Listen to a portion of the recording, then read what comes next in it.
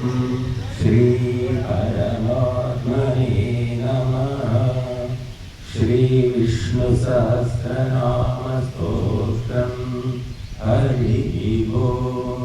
पूर्वदीपिका शुक्लांबरधरं विष्णुं शशिवर्णं चतुर्भुजं प्रसन्नवदनं ध्यायेत् सर्वविघ्नोपशान्तये।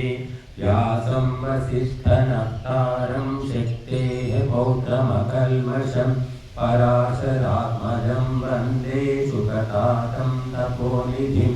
व्यासाय विष्णुरूपाय व्यासरूपाय विष्णवे नमो वै ब्रह्मनिधये वासिष्ठाय नमो नमः। अविकाराय शुद्धाय नित्याय परमात्मने सदैकरूपरूपाय विष्णवे सर्वजिष्णवे। यस्य स्मरणमात्रेण जन्मसंसारबन्धना विमुच्यते। नमस्तस्मै विष्णवे प्रभविष्णवे। नमः समस्तभूतानामादिभूताय भूकृते अनेकरूपरूपाय विष्णवे प्रभविष्णवे। ॐ नमो विष्णवे प्रभविष्णवे। वैशम्पायन उवाच श्रुत्वा धर्मानशेषेण पावनानि च सर्वशः युधिष्ठिरशान्तनवं पुनरेवाभ्यभाषत। युधिष्ठिर उवाच किमेकं दैवतं लोके किं वाप्येकं परायणं सुवन्तः कं कमर्चन्तः प्राप्नुयुर्मानवा शुभम्। को धर्मः सर्वधर्माणां भवतः परमो मतः।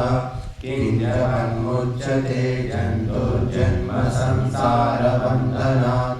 भीष्मोवाच जगत्प्रभुं देवदेवम् अनन्तं पुरुषोत्तमं सुबन्नाम सहस्रेण पुरुषः सततोत्थितः। तमेव चार्चयन् नित्यं भक्त्या पुरुषमव्ययम्।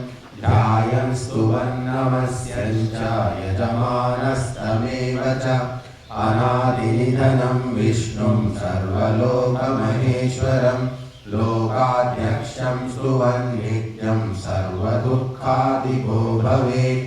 ब्रह्मण्यं सर्वधर्मज्ञं लोकानां कीर्तिवर्धनं लोकनाथं महद्भूतं सर्वभूतभवोद्भवम्।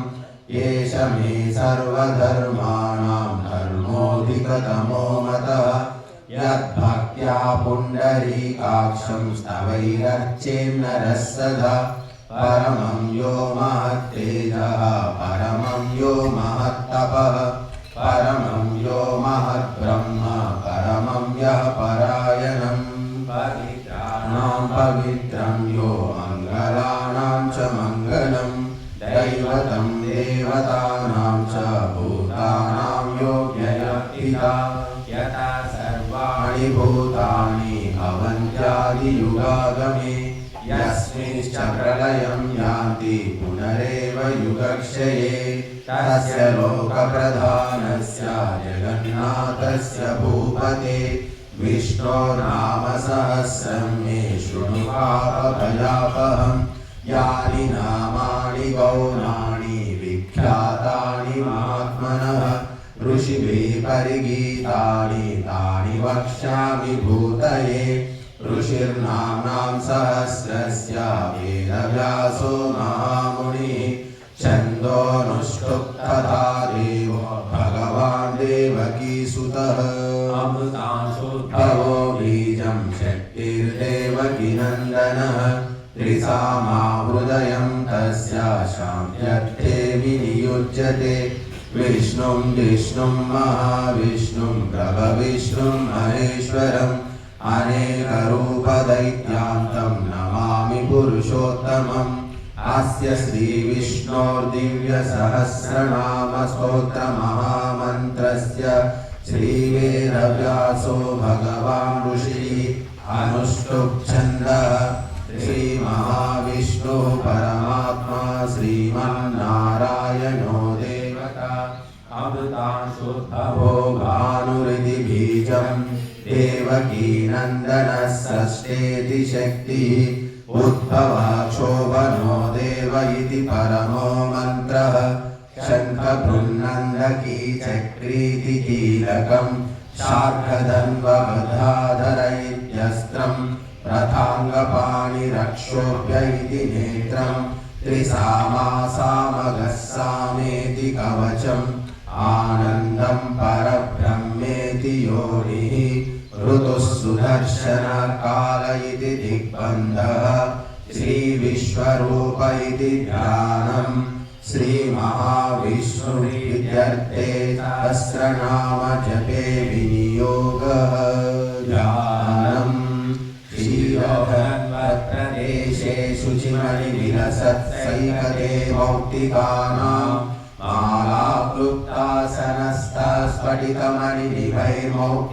मालाक्लुप्तासनस्तास्फटिकमणिनिभैर्मौक्तिकैर्मण्डिताङ्गः शुभ्रैरभ्रैरदभ्रैरुपरि विरचितैर्मुक्तपीयूषवर्षैः आनन्दीना पुनीयात् हरिनलिनगदा शङ्खपाणिर्मुकुन्दः भूः पादौ यस्य नाभिर्विहरसुरनिलश्चन्द्रसूर्यौ च नेत्रे कर्णावाशाशिरोद्योर्मुखमपि दानो यस्य वास्तेयमब्धिः अन्तस्तं यस्य विश्वं सुरनरखलभो भोगि गन्धर्वदैत्यैः चित्रं रम्यते तं त्रिभुवनवपुषं विष्णुमीशं नमामि ॐ नमो भगवते वासुदेवाय शान्ताकारं भुजगशयनं पद्मनाभं सुरेशं विश्वाधारं गगनसदृशं मेघवर्णं शुभांगं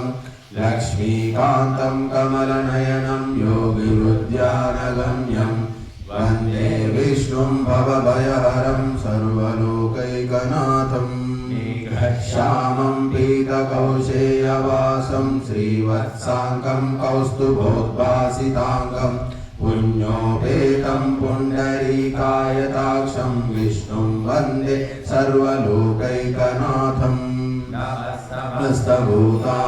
समस्तभूतानामादिभूताय भूभृते अनेकरूपरूपाय विष्णवे प्रभविष्णवे सशङ्खचक्रं सकिरीटिकुण्डलं सपीतवस्त्रं सरसीरुहेक्षणं सहारवक्षस्थलशोभिकौस्तुभं नमामि विष्णुं शिरसा चतुर्भुजं छायायां पारिजातस्य हेमसिंहासनोपरि आसीनमम्बुधश्यामम् आयताक्षमलङ्कृतं चन्द्राननं चतुर्बाहुं श्रीवत्साङ्कितवक्षसं रुक्मिणी सत्यभामाभ्यां सहितं कृष्णमाश्रये हरिः ॐ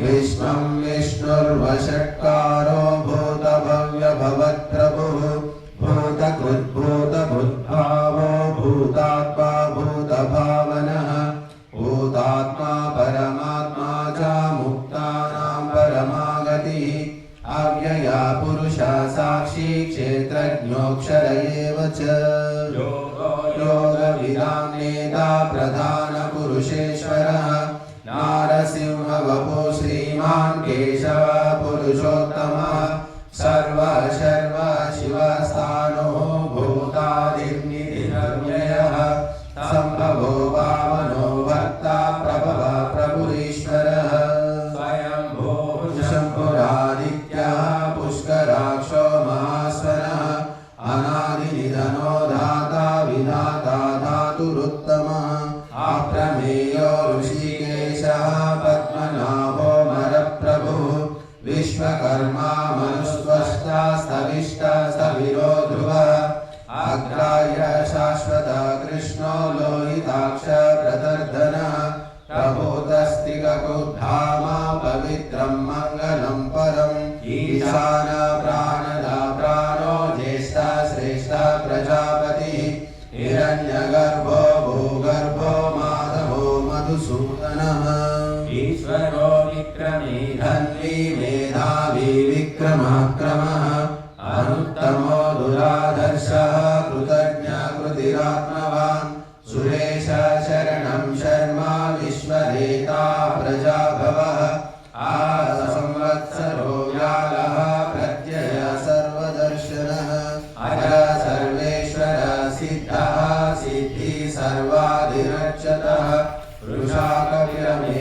सर्वात्मा सर्वयोगविनिस्मृतः वसुर्वसुमनः सत्यः समात्मा संहितः समः अमोघः पुण्डरीकाक्षो वृषकर्मा वृषाकृतिः रुद्रो बहुशिरा बभ्रुर्विश्वयोनिषु शिश्रवाः अमृतः शाश्वतः स्थाणुः वरारोहमहातपाः सर्वगः सर्वविद्भानुः विश्वक्सेनो जनार्दनः वेदो वेदविदव्यङ्गो वेदाङ्गो वेदवित्कविः लोकाध्यक्ष सुराध्यक्षो धर्माध्यक्ष कृताकृतः चतुरात्मा चतुर्व्यूहः चतुर्द्रष्टश्चतुर्भुजः भ्राजिष्णुर्भोजनं भोक्ता सहिष्णुर्जगदादिजः अनघो विजयो जेता विश्वयोनि पुनर्वसुः भूपेन्द्रो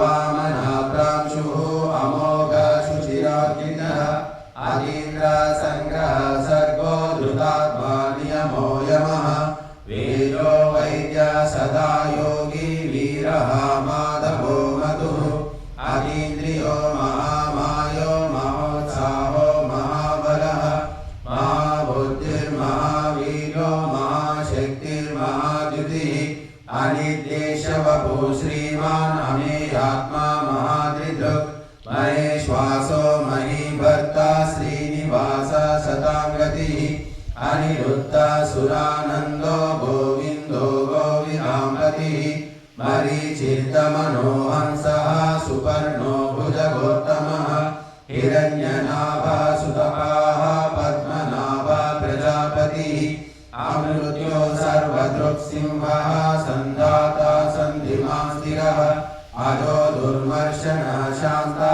विश्रुतात्मा सुरारिः गुरुर्गुरुतमो राम सत्य सत्यपराक्रमः निमिषो निमिषास्रग्वी वाचस्पतिरुदारधीः अग्रनिग्रामणीः श्रीमान् न्यायो नेता समीरणः सहस्रमूर्धा विश्वात्मा सहस्राक्ष सहस्रपात् आवर्तनो निवृत्तात्मा संवृता संप्रमर्दनः आसंवर्तको अग्निर्निलो धरणीधरः सुप्रसाद प्रसन्नात्मा विश्वभुग्विभुः सत्कर्ता सत्कृता साधुर्जग्नुर्नारायणो नरः असङ्ख्येयो प्रमेयात्मा विशिष्ट शिष्टकृच्छुचिः सिद्धार्था सिद्धसङ्कल्पः सिद्धिदा सिद्धिसाधनः वृषाहीशो विष्णुः वृषपर्वा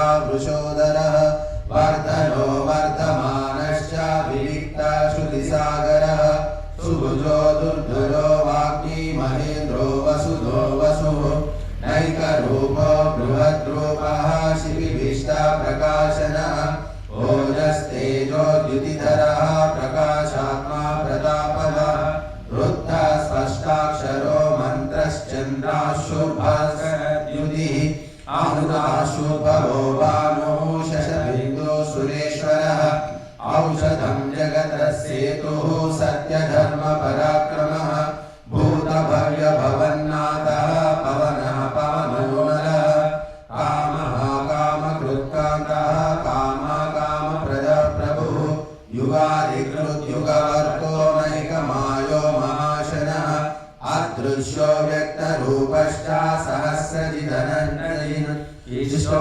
विशिष्टशिष्टेष्णः शिखण्डीनौषो वृषः क्रोधः क्रोधकृत्कर्ता विश्वबाहुर्महीधरः अच्युतः प्रतितः प्राणः प्राणदो वासवानुजः आवां अधिष्ठानमप्रमत्ता प्रतिष्ठितः स्कन्दधरो धुर्यो वरदो वायुवाहनः वासुदेवो बृहद्भानुः आदिदेवः पुरन्दरः अशोकस्तारणस्तारः शूरशौरिर्जनेश्वरः अनुकूलशतावर्तः पत्नी पद्मनिवेक्षणः पद्मनाभो रविन्दाक्षः पद्मगर्भः शरीरभृत् महर्षिरुद्रो वृद्धात्मा महाक्षो गरुडध्वजः अतुलशरभो भीमः समयज्जो हविर्हरिः सर्वलक्ष लक्षणलक्षण्यो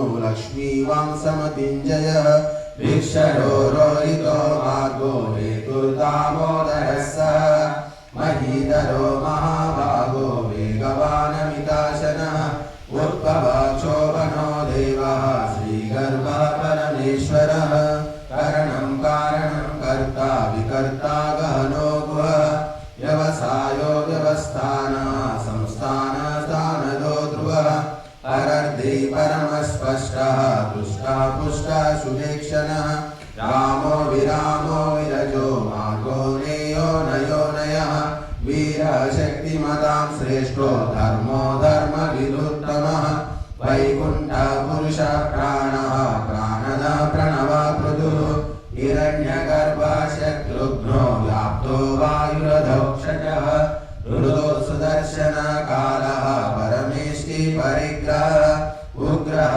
संवत्सरो दक्षो विश्रामो विश्वदक्षिणः विस्तारः स्थावरः स्थाणुः प्रमाणं बीजमव्ययम् अर्धो नद्धो महाकोशो महाभागो महाधनः अनिर्भिन्नस्तविष्टो कर्मयोगो महामुखः नक्षत्रनेमिर्नक्षत्री क्षमा क्षमा समीहनः यज्जयिजो महेजश्च क्रतुं सत्रं सतां गतिः सर्वदर्शी विमुक्तात्मा सर्वज्ञो ज्ञानमुत्तमं सुव्रता सुमुखा सूक्ष्मः सुघोषः सुखदः सुहृत् मनोहारोचितक्रोधो वीरबाहुर्विदारणः स्वापनः स्ववशो व्यापी नैकात्मा नैककर्मकृत् वत्सलो वत्सी रत्नगर्भो धनेश्वरः धर्मकृद्धर्मी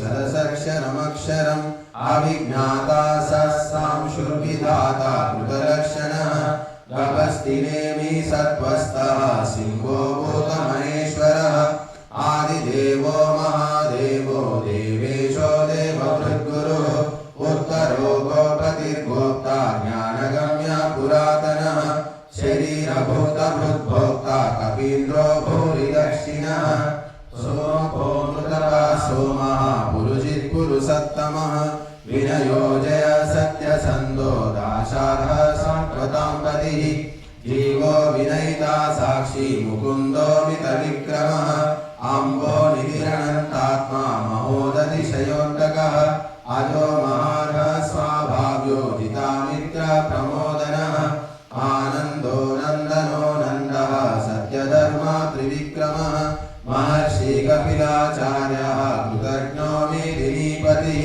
त्रिपदस्त्रस्नादशाध्यक्षो महाशृङ्गः कृतान्तकृत् महावराहो गोविन्दः सुषेण कनकाङ्गदी गुह्यो गभीरो गहनो गुप्तश्चक्रगदाधरः वेदाः स्वाङ्गोजितः कृष्णो दृढः सङ्कर्षणोच्युतः वरुणो वारुणो वृक्षः पुष्कराक्षो महामनाः भगवानन्दी वनमाली हलायुधः आदित्यो ज्योतिरादित्यः सहिष्णुर्गतिसत्तमः सुरन्वाकण्डपरिशुद्धो रविनप्रदः दिवि स्पृक् सर्वदृग्भ्यासो वाचस्पतिरयो निजः त्रिसामा सामा निर्वाणं भेषजं विषक् सन्न्यासकृच्छमा शान्तो निष्ठा शान्तिपरायणम् शुभाङ्गः शान्तिदः स्रष्टा कुमुदा कुवलेशयः